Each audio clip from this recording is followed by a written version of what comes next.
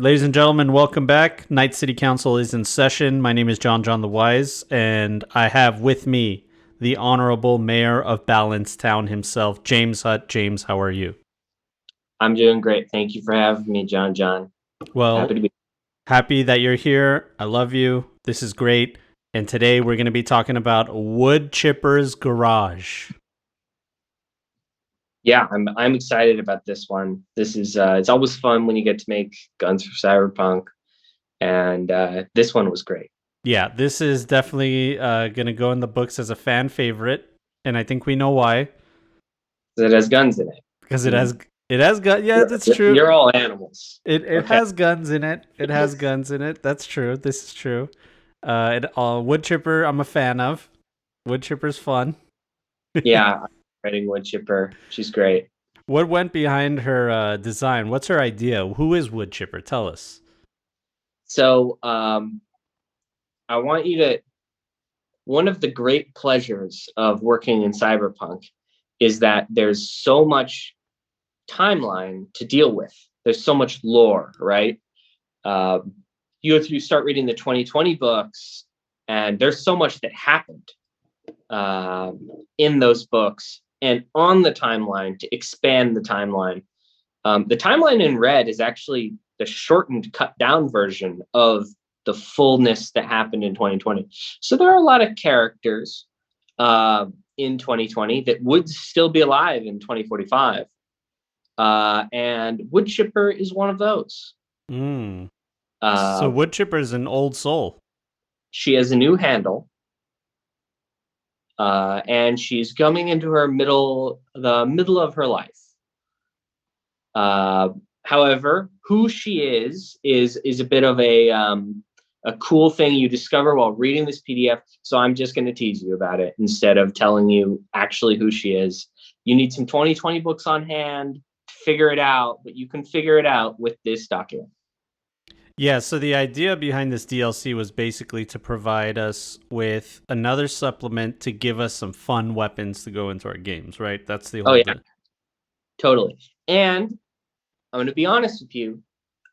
It's to shore up something that's not in the core rules, which is we did not give enough support to the heavy weapons skill. Mm. The heavy weapons skill needs it because if you take the heavy weapons skill, you're saying, I want to fire the coolest, biggest, explosiviest, the heavy stuff. And in the core book, yeah, you got some options. But we needed something to tie you over until Black Chrome. Mm. Uh, and so this one's just for them.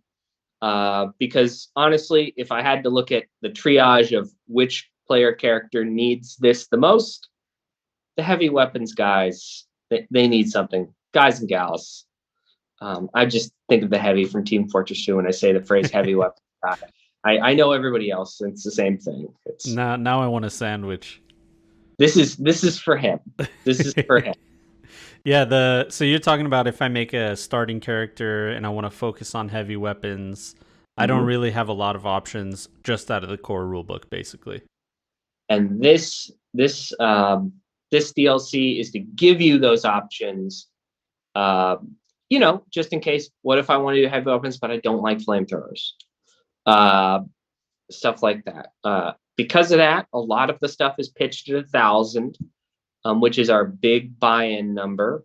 If you're buying an $1,000 thing at character creation, you got to really want it when you've only got 2550 EB. But there's also cheap stuff in here for y'all cheapskates or people without fixers out there. We remembered you, and for the people who are fallen, we've got some special things in this document. The Militech Archimedes may be for you, Ooh. Well, before we especially get to if you have a nomad friend. Oh, well, see, you're teasing it. Now we got to talk about it. Now we got to go straight to it. There's no teasing. These are free. They don't cost anything. You get them on the internet, and off our website, rtelstoriangames.com. And I'll think about it, but I might put a The little Militech link. yeah. Put it in the I link. might put a little link. People know by now. We haven't seen that comment in a while. Yeah, How much they cost. People get it. I think people get it now. I think people get it now. It's been a year. Has it been a year, John? We've reminded them for a year now. Has it? Have we done it for a year? We're coming up on it. We did 10 episodes and we didn't even make a whole hurrah about it. This is 11. I think it might be a year. I just had the 1 year anniversary of Elf Lines Online for charity. Well, actually, no. If we do this every month, then the next one is 1 year. Next one's 1 year? Yeah, next one's 12. 1 year. I think we skipped a month. Did we? Oh, then maybe. I think we might have skipped a month. This might be the 1 year, but next time, 12 episodes, monthly show, next to the official 1 year. This is the official 1 year. There you go. This is the unofficial very merry un-year birthday. So the Militech Archimedes is one of my favorite weapons in this whole shebang. Well, why don't I read it? The cost is 5,000 eddies, so it's a luxury item. So that means you're really going to want it. You're really, really going to want it. You can't get it at character creation, right? Because you start at 25.50. No, you cannot. So, as the description says, I'll level with you, period. You can only really get these if you raid a Militech installation in the dead of night, all quiet like. Otherwise, they'll fire them before you can get close. Those jarheads got into their fields to be the one pushing the big red button after all. They don't even hesitate. So as you can see, all the descriptions are from the first person, from the perspective of Woodchipper, basically selling this to you. Yeah. Right? Yeah, that's a different take we did here, because I thought it would be cool to theme the whole document. By the way, there's also an interview, a page-length interview with the fixer at the beginning of the DLC, and we sort of just allow it to flow naturally through the items to try to give it a different vibe, since it's not trying to be a Black Chrome. A Chromebook style thing where we're going to do in-universe sales pitches. This is an in-universe conversation with a fixer, and at the end of it, she tries to push 2 guns on you. So, okay. I thought it was cool to do it that way. But yeah. So after that flavor text, she tells you the Archimedes is an excellent quality exotic rocket launcher fired using the pilot air vehicle skill instead of the heavy weapon skill. That's amazing. It can only fire smart rockets. The weapon will not function unless its user has targeting scope cyberware. Each purchase comes with 1 smart rocket.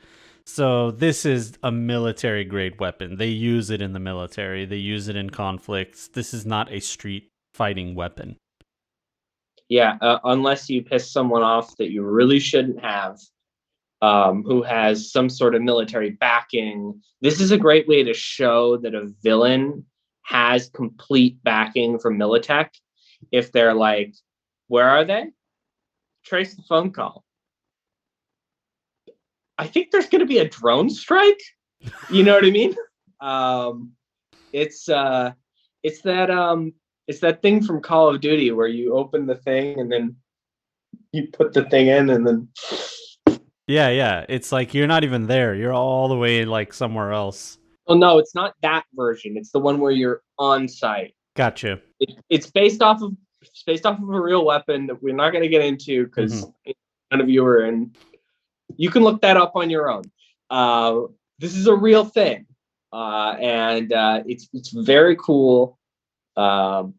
Theoretically, not what it does to human life, but the engineering of it is cool, not the application. There you go. But it's very cool, and this is the type of thing that brings that world lore in to gameplay. It's a great escalation tool for a GM.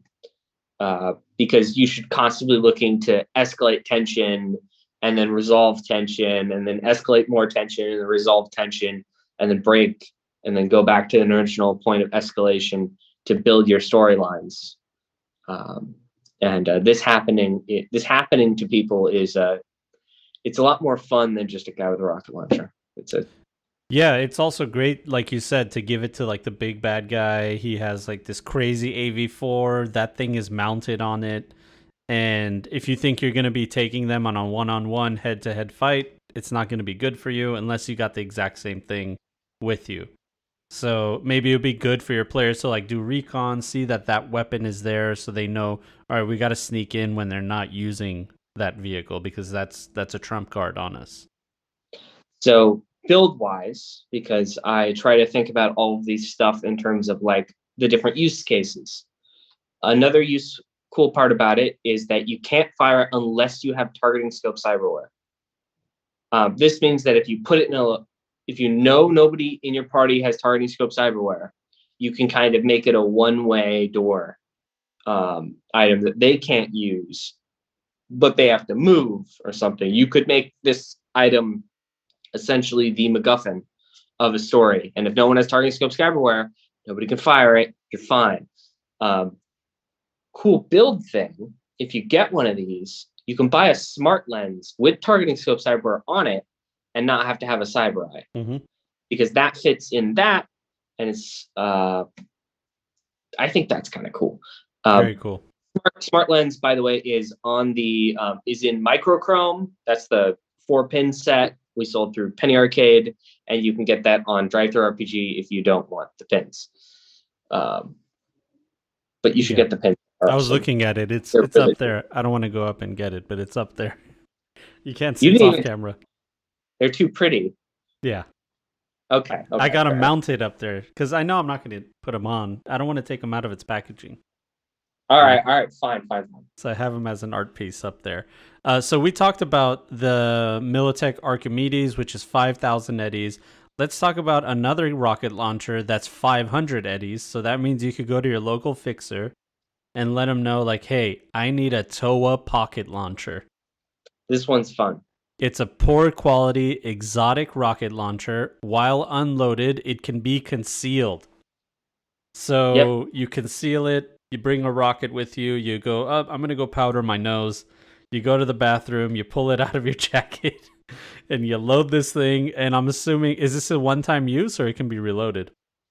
It can be reloaded. If it doesn't say reloaded, it can be reloaded. There you go. So it's not even one-time use. I write, because I always write for the builders out there. Yeah. Trying to pick things apart. So this is an absolutely chaotic weapon to give one of your players. So my favorite part about it is you can't conceal a rocket. Like any situation where you could conceal a rocket but can't conceal a rocket launcher, this sure is the solution. Challenge accepted, all right? You don't know me. You don't know what I can do. Exactly. Not just kidding.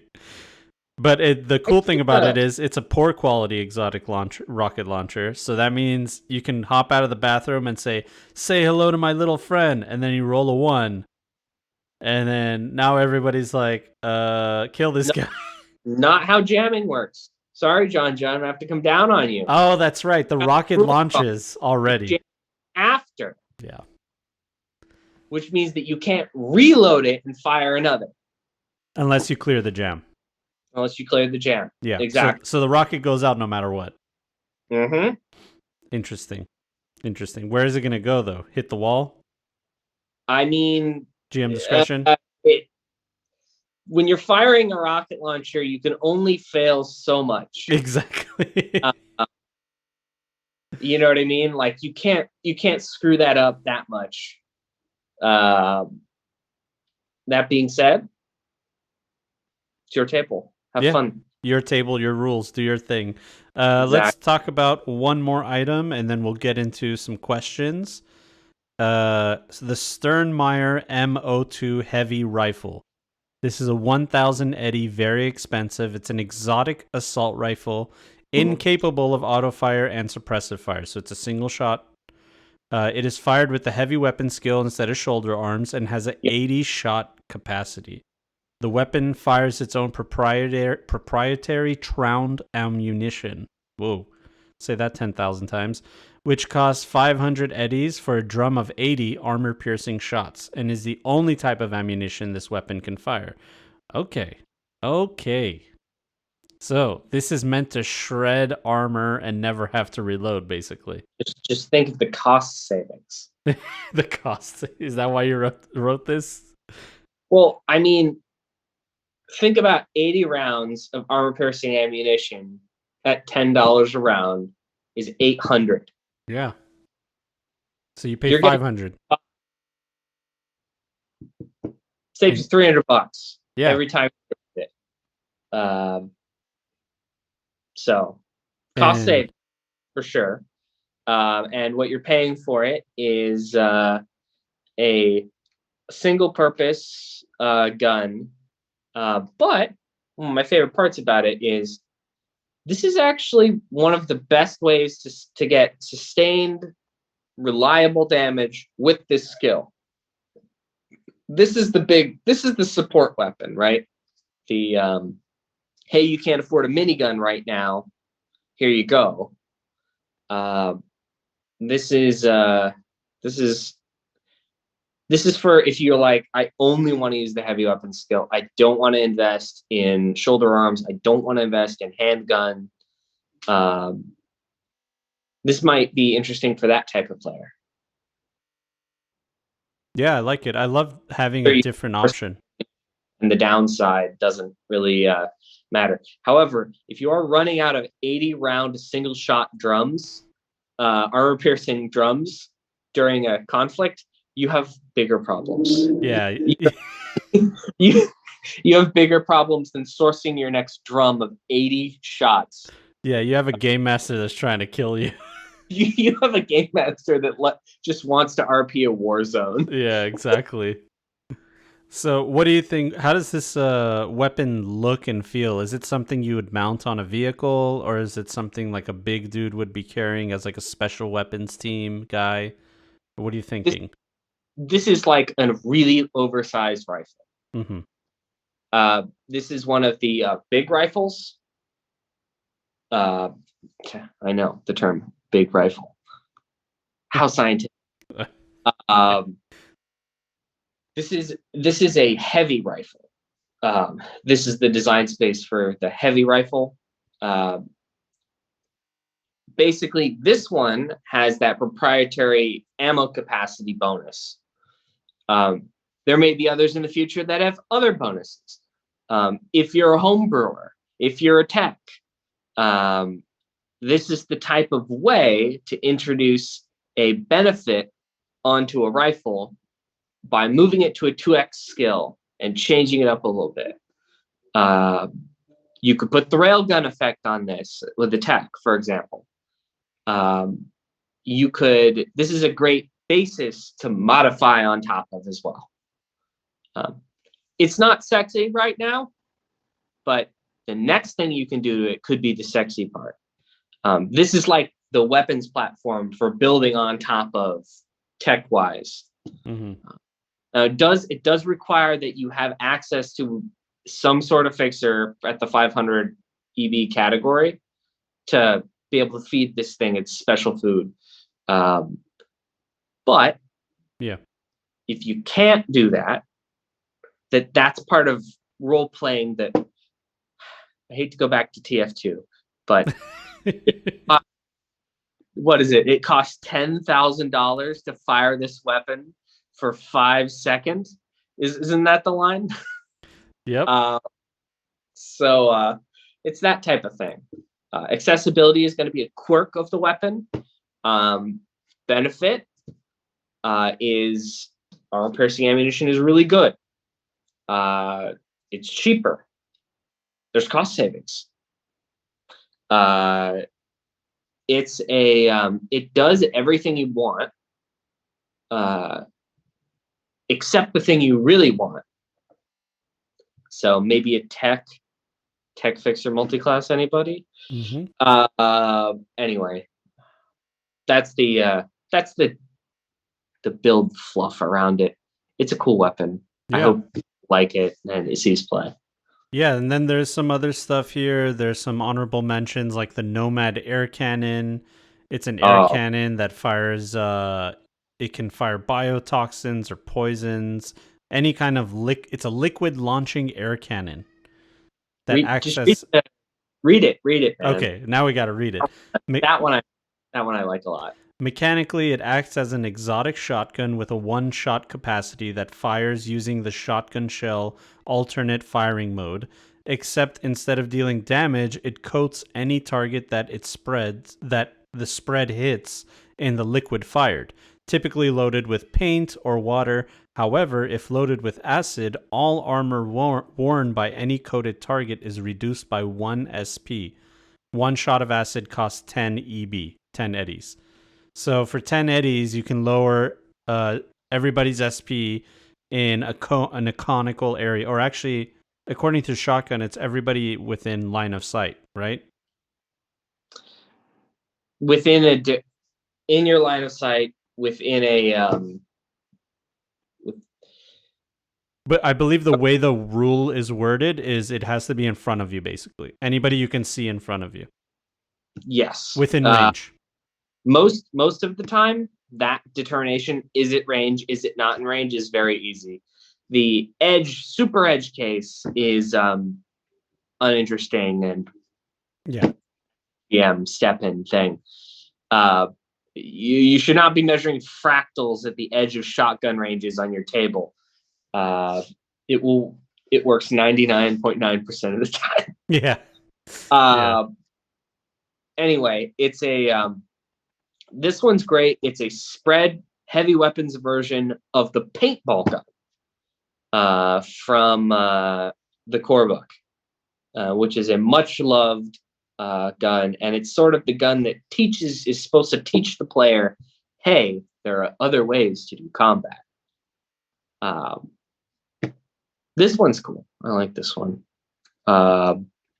It might be fun to take a bunch of players' weapons away and have this in an area. You know what I mean? What do we have? We got one of these. I like that. AKA the day where the person who rolled martial arts is like, why are you guys sucking so much? Well, get good. Exactly. So that's Woodchipper's Garage. You guys can find it at rtalsoriangames.com. It is in their free DLC section, and that's where you guys can find it. Remember, free. Absolutely free. Yeah, free. It's free. Doesn't cost anything. So make sure you guys take a look at that. Add some fun and pizzazz to your games. There's a nice little fluffy interview from Jericho Hunt, JH. I wonder where that came from. And Woodchipper having a conversation today at the source is the title. So enjoy that, guys. Let's get to some questions. Thank you guys so much for shooting me some questions. JonJonTheWise at gmail.com is the location to send me your stuff. This one is from Mike Morrison.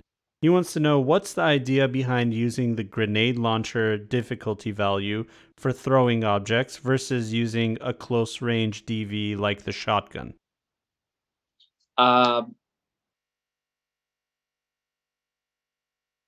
So originally, in my most early design for this, I made a completely custom thrown weapons table for how far you could throw a thing. And then I realized that all of the numbers were the same as the grenade launcher table, and that I had just wanted to do that again. It happened to work, and then I realized that a grenade launcher lobs things. So it made sense to just. This might be a little too much inside baseball, but my goal in writing the rules is to make them memorizable. Where after you play, you're like, oh, I used that. So it's very much important to me that they make sense. And there are detailed nuggets, but they flow back into the learning of other systems. So that's the game design reason. And a bit of the backstory. I hope that answers your question. Of course, it plays well on a table, in my opinion. If you don't like it, please homebrew. All right. So I hope that answers your question, Mike. Let's move on to the next question. I'm not over it. I need to get over it. Dude, it was so... I could tell from your reaction. And I looked at the thing, and it's like in the red. I'm like, what the hell is going on here, dude? Oh my god. All right. Anyway, sorry about that. The other question. I need to move on. We gotta move on, dude. So elaborate on determining difficulty value and positive negative modifiers. This is from Raf. It's a very generalized question, but the idea is there is a chart in the book that kind of tells you like, hey, this is an everyday challenge, so it would be a DV8, I believe. That's like the basic, like opening a door, turning on a blender, stuff like that. But what do you do past that? I very rarely introduce modifiers on top of those unless they are called for or acted upon by a player's interest. For example, I run the chart straight. I take DV and I say, okay, it's a this check. The reason I do that is because it makes the people I play with memorize what the DVs for this type of thing are. And it gives them that idea in their head, that play skill of, this would probably be difficult if I wanted to do this. I think I have enough luck. It lets them feel the weight of each of the rungs. If I kept monkeying with it, by saying, okay, but it's really bright outside and the sun is shining into your eyes. That's a bad example. Okay, but the wind, there's an earthquake or something. If I kept doing that, it would interrupt their plan. And most of the time, if I'm introducing a modifier, I'm doing it because a player did something that caused it. Like they're the source of this type of response from a GM tool like modifiers. Just because I don't use the tool very often in my gameplay does not mean that you don't have to use the tool very often in your gameplay. I just like to run the system that I built straight. They're there for you if you want to make things harder at any time. And if you're dealing with a situation like, here's a very real situation. Player at the beginning of a session comes to you and say, hey, I made another character because I wanted to try something new. And it turns out that player is super hardened. And you find out in the middle of your game, like, I need to challenge this guy, or they're going to remove the challenge for other players and impact their gameplay. Then I would start, bringing in the okay, how do I'm going to, turn the wrench a little bit here and spin the knob a little bit here. Not on the game, though, on John's mic. I would never don't ever do that. But, we're just trying to increase the difficulty of his, what is it, audio video roll? Audio video skill? Yeah. Oh, my DV? Yeah, my DV was a 30 because of my son. Increasing the DV of having a good podcasting experience. Do you think I'd learn after all this time? No, microphones... You don't learn a microphone, you deal with a microphone. Exactly. Anyway, yeah, so that's my elaboration on how I run it. How you should run it is a discussion you have with yourself, and you try different things out, and you sort of see what works. If you're looking to improve as a game master in this way, that you're asking questions like these, I can tell that you're really interested in being the best you can be. My number one advice to that is take notes after sessions and then review them. in mass. Like, take a notes, like, this session, here's what went right, here's what went wrong, here's what went right, here's what went wrong. And after you have 7 of those, review all of them. See if you can make any patterns in gameplay, see any patterns of things you're doing, and then spice it up, change those patterns, try different things, strengthen different muscle groups, and ultimately, GM more. Switch the muscle groupings, repetition. It's like working out. Yeah. More fun. It's way, way more fun, and I enjoy it so much more. Yeah, for sure. That's great insight. I like that. That was great advice coming from the man himself. I personally have tried many things to try to figure out the difficulty values. I'll tell you some things that I don't do. I don't add too many positive or negative modifiers. I try to keep it to one of either one. I got to pick one. Which one is the most, like, where does the balance tip? Here's a question. Have you ever added positive or negative modifiers more than 3 times in one session? Yeah, for sure. Okay. Well, I've never done 3.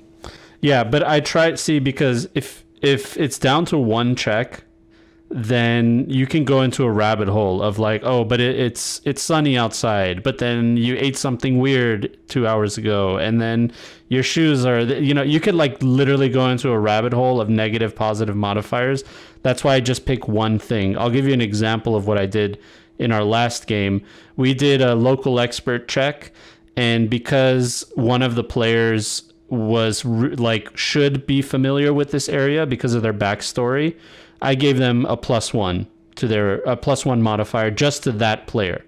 So I do stuff like that all the time.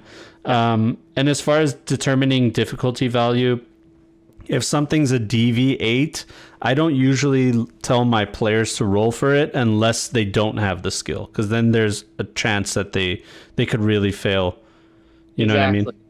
Yeah, when you're calling for you just underscored one of the most important points.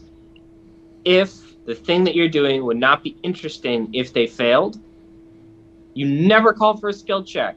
Yeah. Because we're only excited by interesting things, and why would we GM a session that was inherently uninteresting? Yeah, like if one of the players has, first of all, in the book it says drive land vehicle. If your base is a 10, then you just know how to drive a car. Yeah, so like that. I basically take that philosophy with like almost all the skills. You know what I mean? And like you said, unless it's interesting for them to fail, for that one chance that they could, it's a tense moment. You know what I mean? And then as far as like tiers of levels for difficulty values, I do DV13, DV15, and then DV20. Those are like the 3 most common ones that I've always done. Absolutely. It's a curve, right? Yeah. You never really need the heroic or incredible unless they're trying to do something interesting, but also you want to challenge them at that skill level. Like if somebody's trying to do something really cool that they're also really good at, that's when those come in. But otherwise, you stick to the middle of the table, and that's how you show, okay, the other thing is consistency, right? If making a hamburger is a different DV on a different given day, that doesn't make any sense. And if different players, when they ask what the same thing to do, you say different DVs for it, it can start feeling unfair. Yeah, for sure. So consistency is key. Yeah. And as long as they're playing with you and you are consistent, it doesn't matter that somebody else considers this to be difficult when you consider it to be professional. That does not matter, because you're the GM and they're playing with you. Yeah, exactly. They will be fine. Yeah, that's it. That's exactly it. And, like James said, it has to be interesting. So make sure that when you throw these difficulty values out at them another piece of advice. I know I did a past video. Actually, I did a video about determining difficulty values. If you guys want to check it out, I gave you guys my ideas. One of them was, instead of beating the DV, I was okay with my players tying it and calling that a pass. Since then, I have changed my mind. I am now rules as written as far as that goes, because it changed the game significantly. Once you, thank you for blessing me. I absolve you of your sin. Thank you for forgiving me. Because, you know, I did that, and now the game has completely changed. When they hit that target value and not beat it, it's happened so many times where we're just like, oh man, you almost had it. You almost had it. Instead of just throwing them the success every time, you know? Thank you so much. I tuned those numbers like for weeks to get them there. Yeah. I promise if you run that as written, it will provide the experience I intended. Whether or not you like that experience, that's where homebrew comes in. But it's the one I intended. Yeah, and it's not. I've run it that way just to give it a shot, and it's actually worked out even better. It's made games more interesting, because if you're passing all the time, first of all, Cyberpunk is a game of skill. It's a game where you will pass the skills. You'll more than likely pass the skills that you have proficiency in, and you'll more than likely fail the skills that you don't have proficiency in. That's just like the way Cyberpunk has always been from 2020, and it's carried on to Red. So if you make sure that you beat the difficulty value instead of tying it, you kind of stay along with that mentality, is how I felt. Yeah, it's definitely a feature of Interlock. Mm-hmm. It's been a feature of Interlock for a long, long time. Yeah. All right, that's it, ladies and gentlemen. Sorry that I destroyed your ears. Sorry about this. It's a little bit of a short one, but James and I have to do something after this. But we want to thank you guys so much for your love and support this one whole year of doing Night City Council. Thank you guys so much. Seriously, it's been a great time. James and I have had a great time with it. James, anything you want to say to the people out there? I wanted to give a thank you to everyone who supported the Cyberpunks for Ukraine live stream I was on. It was really great. We raised a bunch of money, and it was for a good cause. Anyway. Yeah, you guys can go check that out at Cybernation Uncensored. I believe the VOD is out there if you guys want to check out. Yeah, James was the game master. They raised a good amount of money. It was really awesome. So it was a great cause. You guys did great. I loved it. There's Elflines Online lore nuggets in there in case you guys wanted to go watch something. But I also recommend watching another JonJonTheWise video too. Yeah, fair. Watch 2 JonJonTheWise videos to counterbalance it. Oh man. Helmet. Anyway. All right, guys. That's pretty much it, right? No, thank you, everyone. Yeah. Thanks for sending in questions. We got more now. Keep sending them in. I'm looking forward to answering some more. And thank you to everybody who asked questions today, by the way. They're great questions. Very good questions. I have some more, too, so just keep them coming. Quality has increased. I notice. Yeah. Yeah, because we got all the basic ones out of the way. Now it's all the juicy, deep ones to get through. Hard questions. Send me those. Yeah, that's it. All right, guys. Thank you so much. Have a wonderful day. We love you all. Thank you for supporting. We'll see you on the next one. See ya. Council is adjourned.